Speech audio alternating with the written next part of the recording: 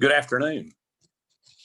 I'm Wesley Spurlock, President of the Texas Corn Producers Association and a delegate of the U.S. Meat Export Federation.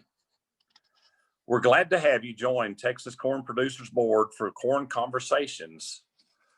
You may know the Texas Corn Producers serve the state's corn farmers through two organizations, Texas Corn Producers Board, funded by the Corn Checkoff, and Texas Corn Producers Association, funded by farmers' memberships. During today's discussion, we're visiting with an important industry partner to Texas corn producers in promoting meat exports across the globe. A few quick things to note as we begin today's corn conversation. This is a webinar format, so we are unable to see or hear those participating. We will have time for questions following the speaker's presentation. To submit a question through the Zoom app, you may press the Q&A button on the screen and type in your question. If you're participating by phone audio only, you may submit questions via email to cornconva@texascorn.org or by calling our office at 806-763-CORN. Today's conversation will be recorded and made available on our website at texascorn.org. Promoting corn and corn products markets are a key piece of the Texas corn producers' efforts to ultimately further the corn industry for all farmers in the state. We naturally know an integral piece of our corn market is to the livestock industry. Collaboration with the U.S. Meat Export Federation is a key part of this work to drive an industry's potential. What can in turn drive the corn market? What producers' increasing demand of U.S. meat at a global scale has the potential to further encourage domestic corn-fed livestock production, offering better marketing opportunities for us as corn producers. Today, we have with us the USMEF's Vice President of Industry Relations, John Hinners, who will offer insight on the value of meat exports, the current state of the industry, of the global trade, highlight markets of interest, and the mutual beneficial relationship between meat exports and corn production. John J. Hinners Jr. joined the USMEF in 2001 as the Vice President, Industrial Relations. Hinners is responsible for the financial aspects of USMEF's export marketing programs, new business development, memberships, industrial relations. In addition, Hinners leads many USMEF member delegations and grassroots trade groups to the international meets where they can witness firsthand the efforts of their financial investment in building U.S. red meat demand.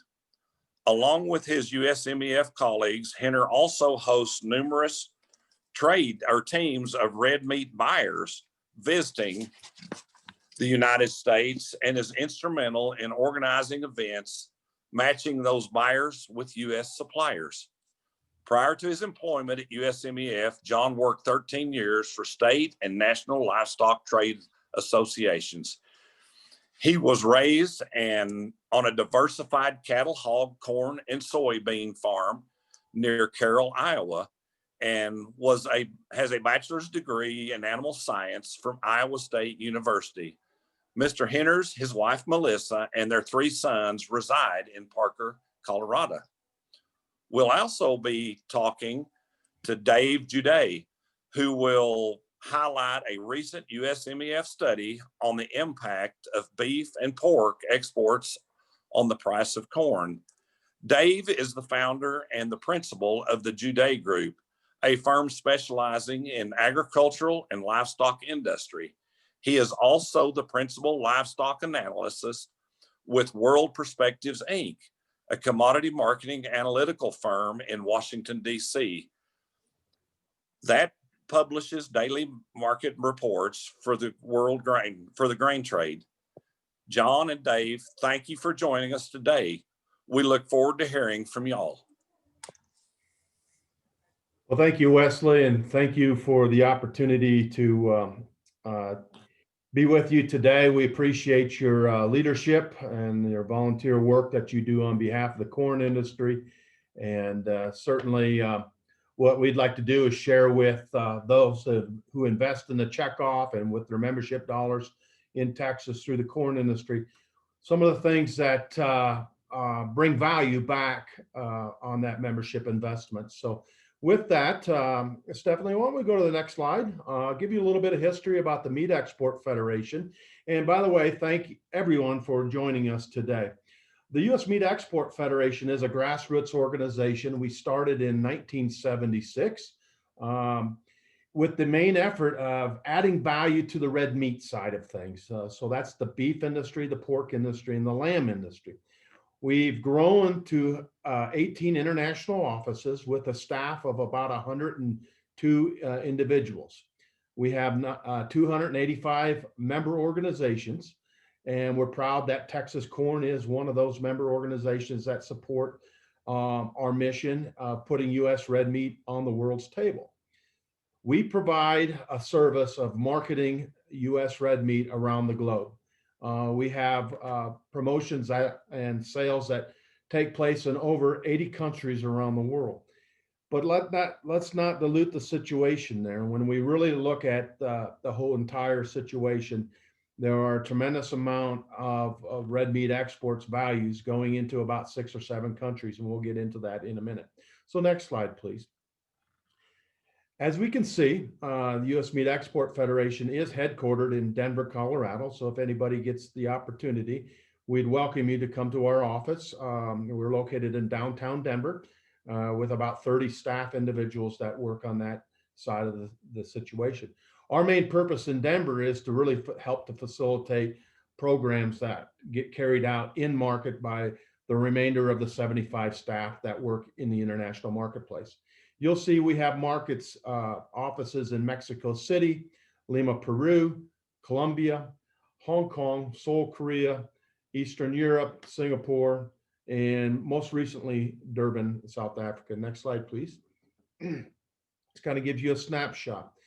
Exports are accounting for a larger share of our production. If you looked at the pork industry, and we're going to primarily focus on beef today, but I do want to mention the pork industry in year 2000, about 8% of our pork and pork variety meat production was exported. Fast forward to 2019, 26.9% of pork and pork variety meat exports found its 26.9% of the pork in the United States found its way outside the United States in the form of value-added exports. Much can be said for the beef industry as well. In 2000, 12.3% of the beef industry was being exported. We fast forward into 2019, 14.1% of the beef and beef variety meat had been exported. Next slide, please. As you can see through this graph here, Japan is our leading market, January through August as far as export go. If you looked at last year, 2020, or 2019 at this given time, we're about 5.4 billion in exports. Today, we're down a little bit as it relates to beef. We're at about $4.9 billion, but we think we're going to end the year pretty strong. Korea continues to grow as far as our number 2 export market. China, Hong Kong, Canada, and Mexico continue to be in that top 5.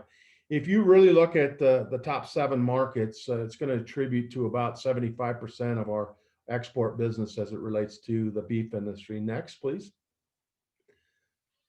And if you look at our top export markets as it relates to metric tons, Japan, Korea, Mexico, and Canada top off those top 4 markets, as you can see in this slide. I think our next slide here, if you look at the percentages of markets, next slide there, please. What does it mean to the cattle producer? January through August, about $298 can be attributed to the export market. That's down a little bit from 2019. However, if it's significantly higher than what we've been, if you look at 2005, 2006, when we were recapturing market share due to the BSE situation that hit the United States. It's been a steady growth. There's been a lot of countries that wanted to take away our market share, but you've got to understand, we have a premium product when it comes to beef. We have a product that's corn fed. It has a tremendous amount of marbling. We've got some of the best genetics in the world right here in the United States. And we also have some of the best facilities with a inspection system second to none. So when we talk to our international partners, we constantly talk to them about some of those marketing attributes. And corn fed and corn feeding is one of our key marketing attributes that we have above and beyond the rest of the world. Next slide, please. To give you an example, a value per head market, the Japan market, it creates about $79 for the cattle feeder. The Korea market, about $71. Mexico is about $30. So on and so forth. These are some key markets, but that doesn't mean we can't ignore expanding in some of the other markets. When we get into the variety meats, we added an individual in the last 2 years to South Africa. South Africa is now one of our top 3 markets for beef livers, beef hearts. These are variety meats that if we didn't have these international markets, could be ground, could go into pet food. And we'll get into a little bit later on what those exact variety meats mean to the beef industry. I will say this year with the coronavirus, it's been a troubling year. You know, we weren't able to get many of these cattle processed like we wanted to. Many of the hogs were being backed up a little bit, as we all know, and it did provide some backlog and some unique marketing opportunities for the U.S., the packing industry, and so on and so forth. But I think we've become a little bit back to normal as you look at cattle harvesting at about 95% of what it was about a year ago. And the pork industry is coming back to normal as well. The labor industry has been tasked, as we well know, but certainly we're moving forward and trying to get this product outside and in our international markets. Next slide. The share of beef primals exported, as you would well see, you take that flank, we're only sending about 2% of the flank meat outside of the United States. Much of that flank stays here for a lot of the fajita meat, so on and so forth. Chuck rolls, we're exporting about 12%. Brisket, only 2%. But if you look at the belly of that steer, that short plate, a majority of that short plate does get exported to the key markets for short plate, Korea, Japan. A lot of that product gets sliced and diced and is being utilized in beef bowls, maybe a couple ounces, 3 to 4 ounces, with some sauce over a bed of rice. Why the United States is the meat of choice is that 2 to 3 ounces, 4 ounces of sliced short plate has flavor. That corn feeding is the much needed ingredient to providing that high marbled, great tasting beef that we're able to export around the world, that the world demands. And we're going to get a premium for that product over some of our competitors. Nonetheless, we do have competitors. If you take the market such as Japan, there'll be as many as 27 different countries buying for shelf space in the retail market. And food service is no different. We have to continue to keep our competition at our arm's length away. And one of the ways that we're going to do that is continue to tout our corn feeding and one of those stackable attributes that we talk about to our buyers all the time. Next slide, please. One of the things that we do talk about is variety meats. Variety meats add about $37 per head on these cattle. You can well see that tongues go to Japan, beef tongues. If we keep that product here in the United States, we're going to sell that at a lesser price. Liver, heart, and kidney, so on and so forth. We all know that we don't eat a tremendous amount of these variety meats here in the United States. We do export about $1 billion of these variety meats where we're going to add value. Stomachs and intestines go to Mexico and parts of Asia. We're going to add value by being able to add this protein into the stomachs of consumers around the world who find this a very palatable protein for their consumption and for their palates. So nonetheless, we have over 27 pounds of these variety meats being exported during a normal year. This year, when we're maybe harvesting about 95% of the cattle, we do know that there are some variety meats that aren't being utilized like we once were. And our variety meat exports are down somewhat. If you look at how that affects our exports right now on cattle are down about 8% in volume. And much of that is due to some of these variety meats not being able to be exported like we'd like to have them. So next slide, please. Let's talk about how we're able to market. You know, when we look at the U.S. Meat Export Federation, we're not in Washington, D.C., and we're not at the table lobbying. We've got other organizations that do those type of things for the beef industry. What we are doing is we are an international marketing organization that works on a grassroots level. We do have 9 sectors around our table with leadership. And the feed grain sector, i.e. the corn sector, has a representative. Dave Bruns is that representative from the state of Nebraska, filling out that term this year. And one of the things that we do is constantly talk about the U.S. beef industry and the corn feeding that we do. This is an advertisement that you'll see on the slide here.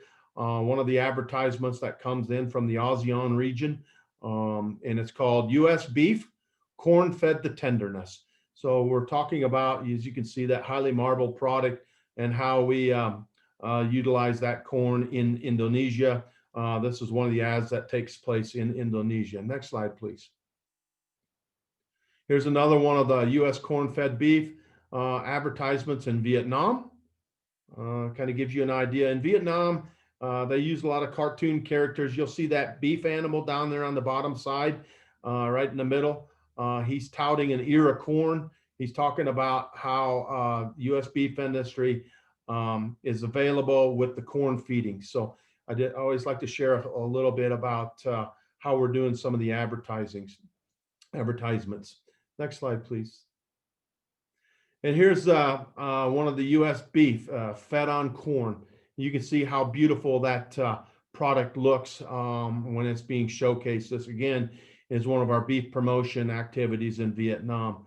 We have these promotions ongoing in Japan, ongoing in Korea, China, Hong Kong, Mexico. But I did want to share with you some of the specific corn feeding attributes that we incorporate in our advertising.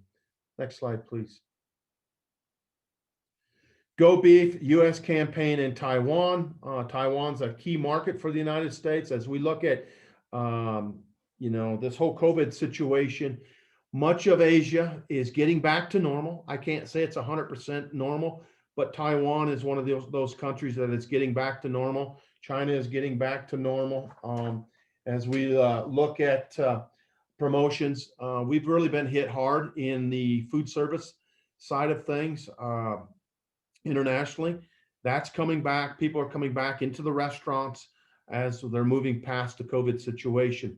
Japan and Korea are slowly getting back to a somewhat normal state. They're much like the United States as it relates to food service, but I'd say primarily where we are falling behind in some of our exports are some of the countries like Mexico, South America, Central America, and Africa, where they have much stricter lockdowns ongoing. So we'll get through this.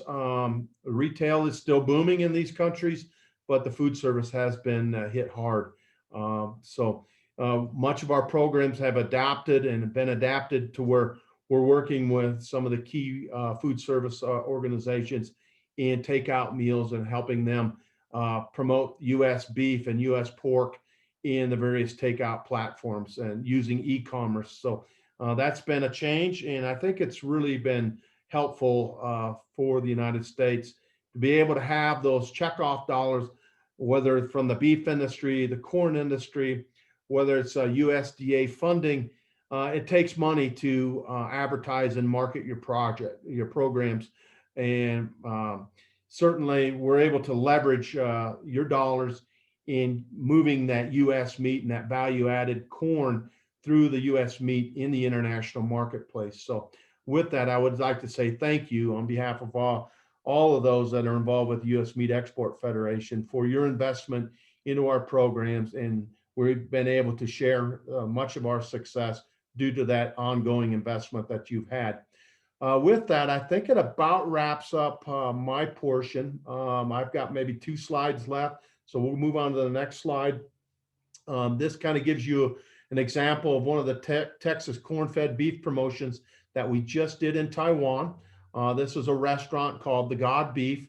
They love our product. They're constantly touting the U.S. corn-fed beef, and this kind of shows you how we've partnered up with the Texas Beef Council in Taiwan on a corn-fed beef program that just wrapped up here just recently. Next slide. One of the things that you have to realize is you've got to be doing new things and expanding your reach. South Africa is one of those things. We've seen a surging demand for U.S. beef livers in Africa. January through May 2020, U.S. beef exports have been growing up 121%. That's been driven by the strong beef variety meats in Angola, in different parts of Africa. I think when we look at these different free trade agreements that are being negotiated, it's going to be a win-win for the United States. So you can see the semi-wrap down there. We can do different things like this to promote U.S. product for very cheap in some of these markets. So beef liver is an item that I don't necessarily have on my kitchen table very often. I don't know if Dave Juday does as well. I'll let him respond later, but you're going to hear from Dave Juday here in a minute on what these beef exports and pork exports and lamb exports mean to you, the corn farmer. And he has a case study based on 2019 data. So my last slide, last but not least, we'll go to that. We are guests in these countries. You have to do various Goodwill campaigns. So this kind of gives you an idea of what some of our staff have been doing. We've worked with retailers with hand sanitizer. We've worked with different importers and exporters and restaurants when things got slow, putting together meal kits for first-hand responders that work in the hospitals taking care of COVID patients. We've done a lot of very good, positive things in these markets that hopefully we can solidify our space and continue to sell U.S. red meats at record volumes and record levels going forward. So with that, I'm going to turn it over to Dave Juday. And I thank you again for your investment into the U.S. Meat Export Federation. So Wesley and Dave, take it from here. All right. Thanks very much, John. And thank you to our friends in Texas for hosting us today and inviting us to make this presentation. Normally, I'd be pretty excited to go down to the Lone Star State, but I hear it's all covered in ice and snow, so I'm glad that I'm just zooming in virtually. Why don't we change the slide here to the next slide? So when John and I, we did a similar little presentation back, this summer to the Colorado corn growers. And I threw this slide in there because it was very topical at the time. It's kind of less so now, thank goodness. But since it's Texas, I thought I'd still leave this oil comparison in there. Remember back, there was a big hullabaloo in the press, and there was a couple of U.S. senators who were complaining about The U.S. was exporting meat during the pandemic. Of course, that was a way to catch up and clear the packing plants, the backlogs there, to move more animals through and to get back to normal. But the question came up is, why are we exporting this stuff and not feeding our own people? And I think John laid it out very well with the value of the cuts and what goes where.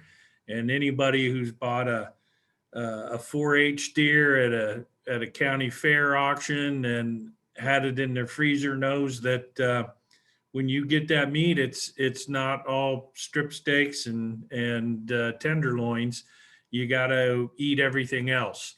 And the better way to go about it is to let the consumers who prefer certain things to have access to what they want.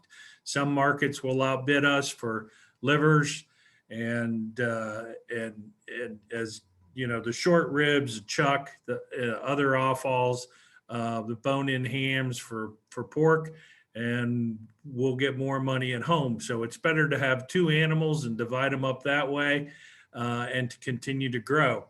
And the greatest probably example and little case study of that is you look at the oil industry. It's kind of the same situation because crude oil gets changed into all kinds of chemicals and fuels and diesel and gasoline and other things like that. So when you can trade on the global market, you can expand production. And I guess the bottom line is just look at that blue line at the bottom. Back in 2014, we had crude oil that was $100 a barrel.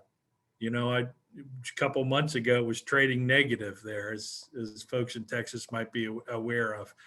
And but despite that, the U.S. lifted the export ban that had been in place for decades, and everybody thought, oh my goodness, well that's just going to drive our $100 a barrel oil up even higher. In fact, it had the opposite effect. And if you follow that blue line, you can see where the ban was lifted and you see what happened with production. And that's the same thing that goes on in the meat industry, in the red meat industry that consumes corn.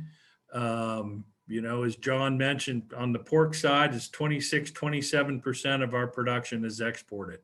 That wouldn't happen if we didn't have, that growth in the industry, the demand for corn, the opportunity to raise hogs and market pork and beef would not exist if we didn't have exports. So next slide. So the rate of growth in corn use has been the greatest for beef and pork exports for red meat. Almost one in every 4 bushels of the growth in corn demand has been through red meat exports. That is the past 5-year average growth period. Of course, obviously, this is the rate of growth. It's not absolute bushels used, but it's the change in the growing demand for each category. And why is that important? Because we all have learned that commodities are priced on the marginal demand. What somebody's willing to bid for that last bushel of corn or willing to bid on that last steer, that pretty much sets the price in the market. So the growth in that marginal use is very important, and that's where exports can help drive corn price. All right, next slide. So the way we went about looking at try to find the value of corn exports is to take the corn balance sheet at the end of the year, the ending stocks to use, and the price relationship that it's had over a period of time. It is a pretty direct relationship.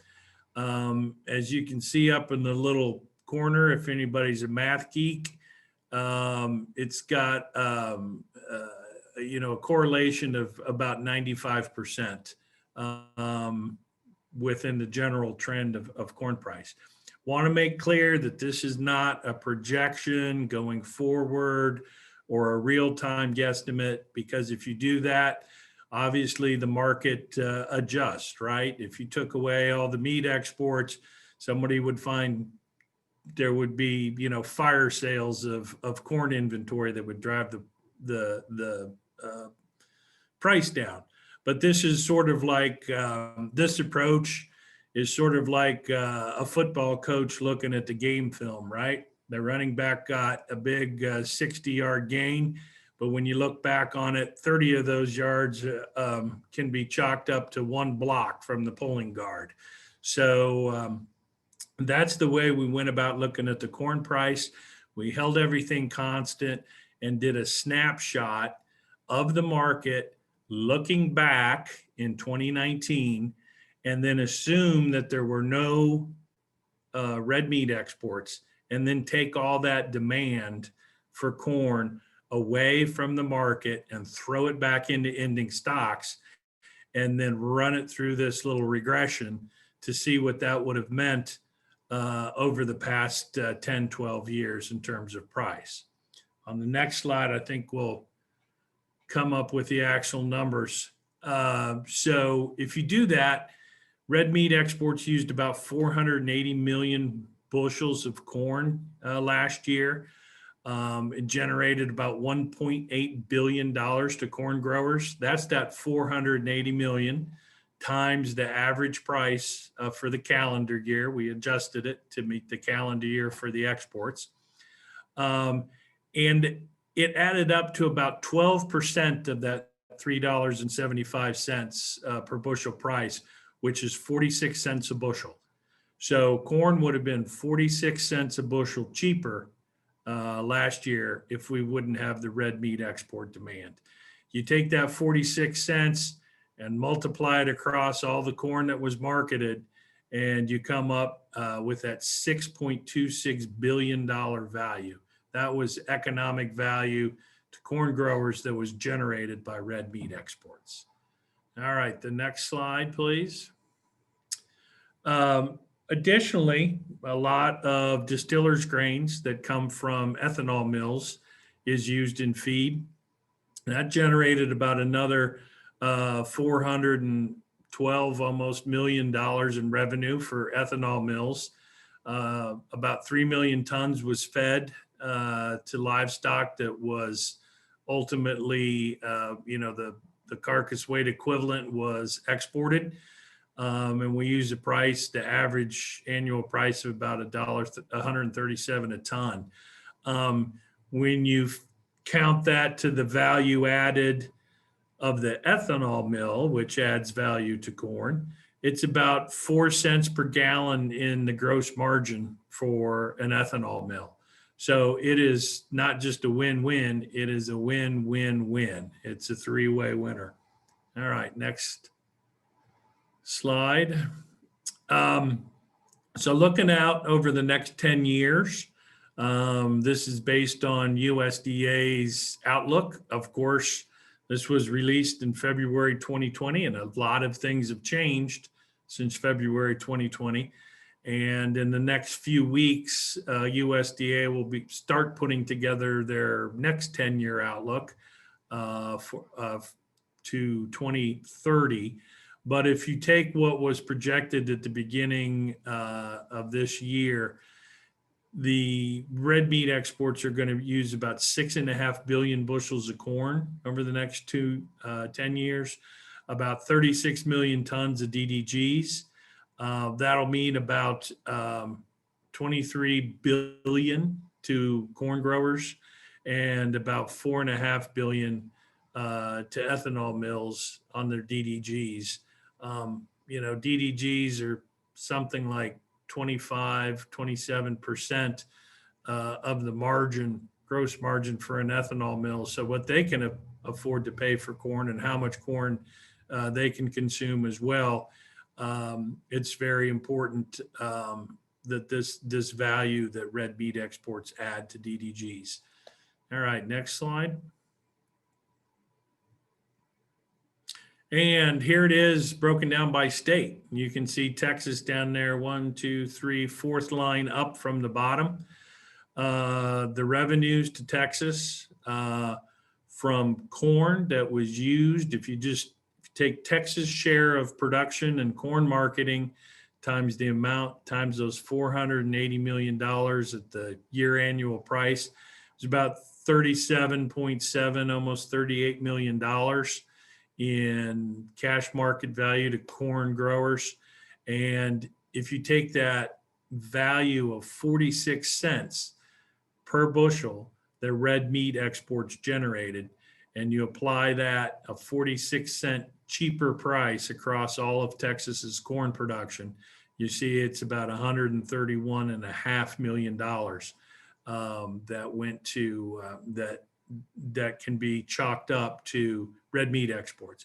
And then if you, again, just by taking the percentages of production by state, the amount of corn used by red meat exports last year was equivalent to about 76,000 acres of Texas corn. All right. I think that wraps us up. So thank you very much for the opportunity to visit today. And I guess we'll stick around if anybody has any questions. Thank you, Dave. John, we do appreciate your presentations.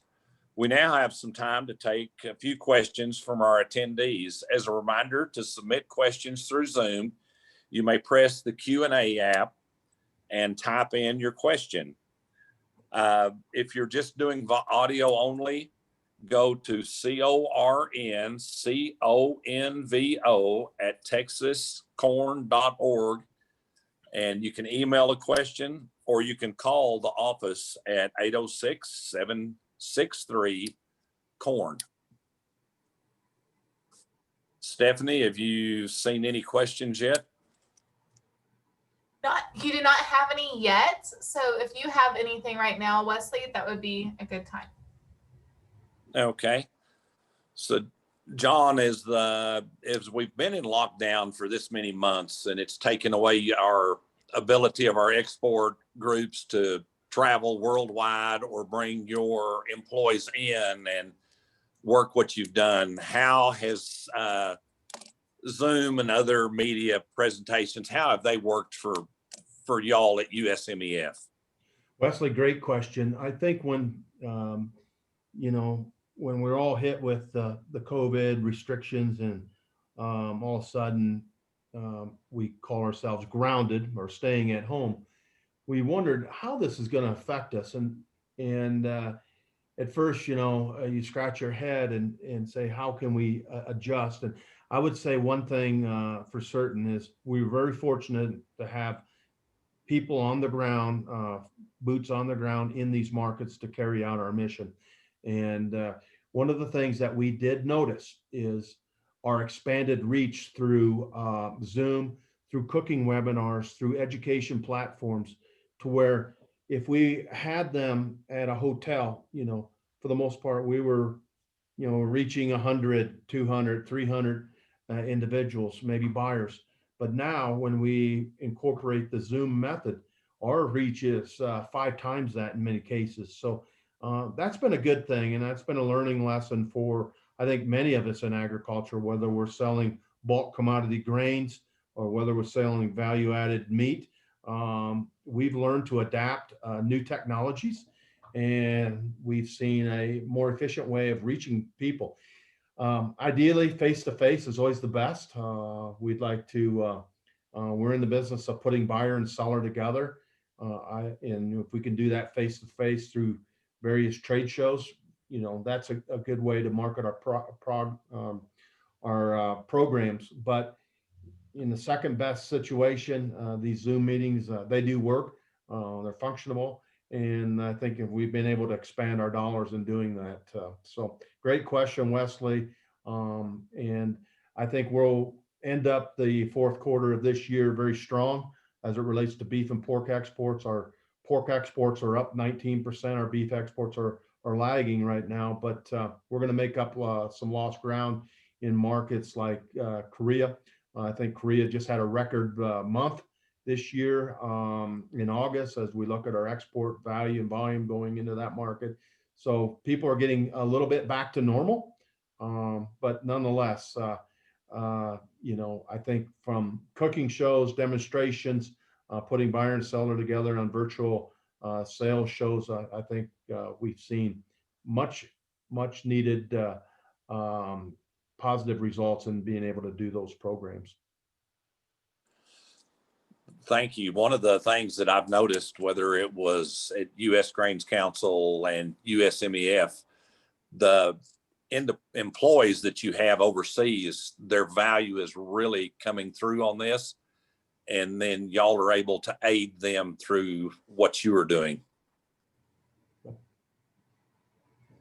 I did see a question come in, Wesley and Dave, feel free to jump on this, but the question that came in is, do you see any export increase to Great Britain as they leave the EU? And I'll just, I'll mention this. I think there's going to be some opportunities, additional opportunities to get our product into these markets, especially as it relates to the EU.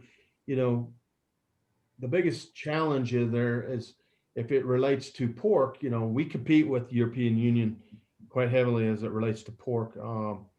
But nonetheless, if you look at what we have to offer and some of the products that we have to offer, we're going to be second to none as it relates to price. We don't want to sell on price.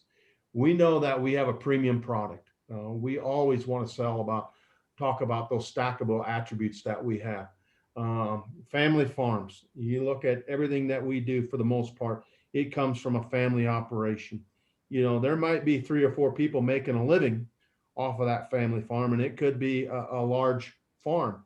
But let's not sell ourselves short on talking about, you know, the people that we represent, Wesley. I mean, look at your family operation. You were talking about your grandchildren, how they're involved with you guys every day. You know, these are some of the strong key messages that we need to talk about. The safety of our product.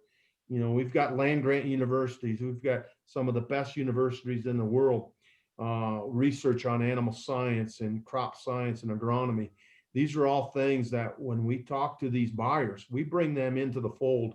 And I will say one thing, if we can use people to help sell our product like Wesley and that grassroots, you know, producer that actually taking care of these animals and raising the corn, you know, that brings credibility to what we're doing. So these are all things that we involve into our marketing programs, putting a face on that product.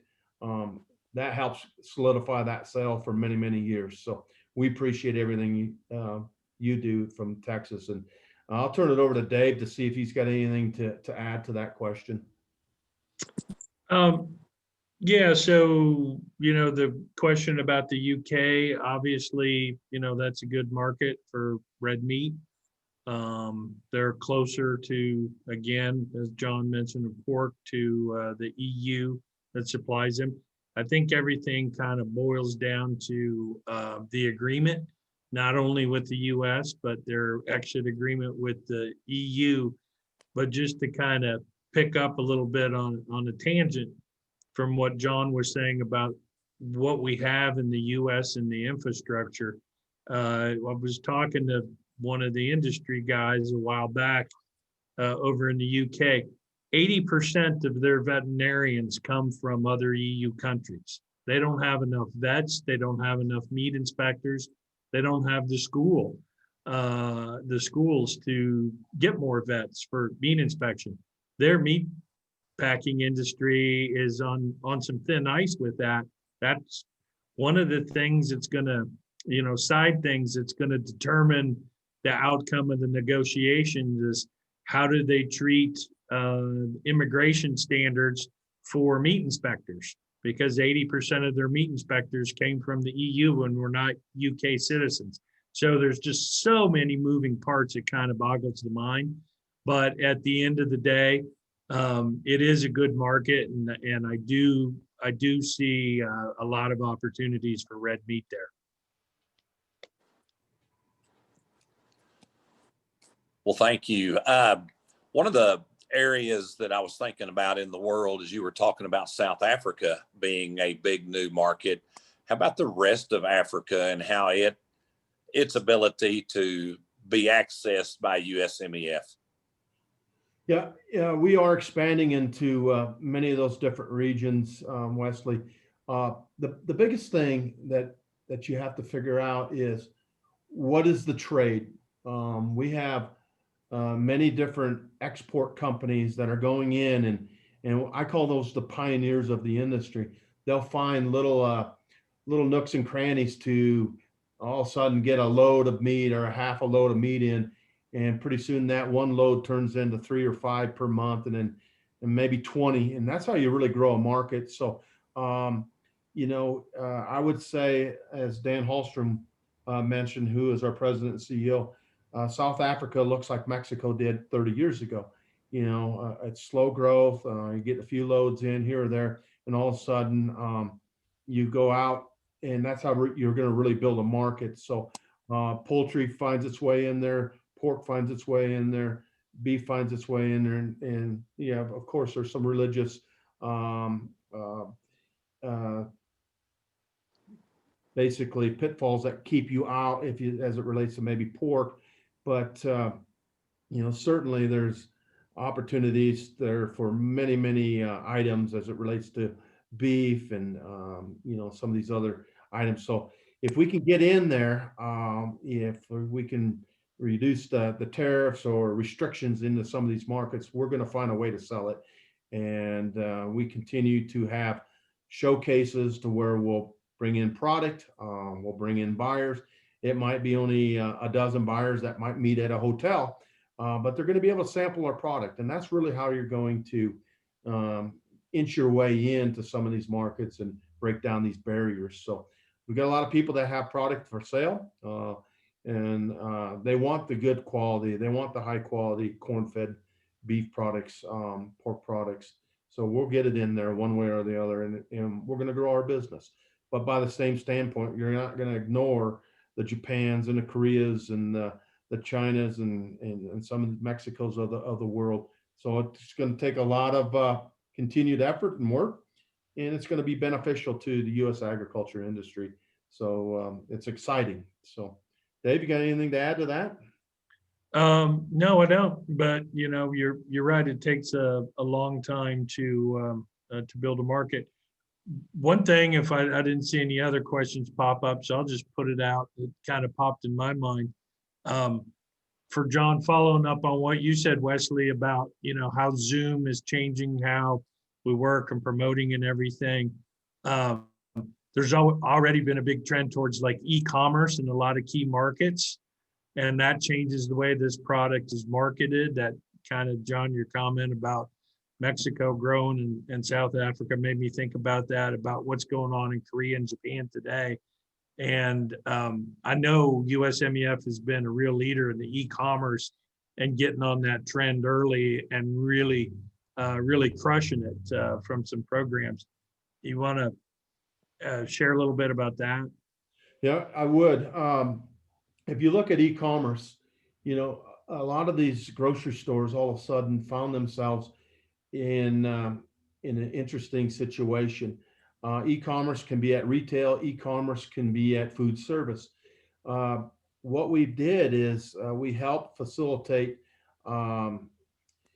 special programs to where we may pay a portion of the delivery fee if we can have guarantee that you're selling U.S. product. And if you buy 5 pounds of U.S. beef, or maybe the equivalent of $100 worth of takeout of U.S. product, we may pay a portion of that $5 delivery fee as an incentive to get more and more people to buy U.S. product over maybe our competition. So that did drive sales, and we did see an increased spike in some of those markets. You've got to remember one other thing, in some of these Latin American countries, they're trying to follow some of the trends of convenience stores. In Korea, you have a convenience store, one convenience store for every 1,250 consumers. But that convenience store is different. It has a tremendous amount of meal-ready products available. So if we can get Mexico of 129 million people to follow the convenience store trend that Korea has or Japan has, and all of a sudden you have high quality meat protein in there from the United States as a item to take out of that convenience store as opposed to a snack item that's maybe not as nutritious. Think of the boom that we could serve with 129 million people. The marketing opportunities are endless if we can get more and more high quality protein. So that's some of the things that our staff is working on. They're working on convenience food, meal ready food that can be, taken out and consumed by consumers all over the world. So there's a real opportunity for us as we move forward in these markets. And that's probably one thing that really has come up as we've gone into this and we've been locked down and COVID and so many. If you've got people that are more apt to be sick or have problems with it, then they have learned how to buy without going into the stores. And to where a lot of stuff in the US was being bought prior to this all over the mail. Now it's, my daughter-in-law hadn't been in a grocery store in months, but she puts her order in, she drives up and they walk out, deliver it, put it in the back of her Tahoe, and she goes home and she can get the different beefs she wants. She can get the pork, the chicken, any of the vegetables. She gets everything she wants. And if there's some options and they don't have something, they will put it in. And sometimes she gets a surprise as to what it is. And then she figures out how to work with it. So. Yeah. Oh. So no, that's very true. And I think we've all learned to adapt. It's not been easy, everybody's had struggles. But certainly, I think when we look at dealing with our struggles, we're so fortunate to live in the United States as compared to what some of the other countries are having to go through in lockdown. So while it's been difficult, I think we've got to be able to count our blessings. And from that standpoint, yeah, we've all been a little frustrated at times. Going into a grocery store, maybe finding some things that are not in the shelves like we want them. But think of being able to go into a store and seeing nothing.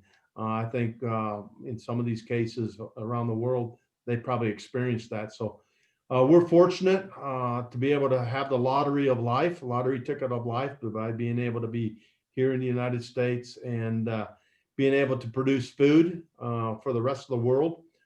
Being able to raise families on some of the best land in the world. When you think of that, we've just got to count our blessings.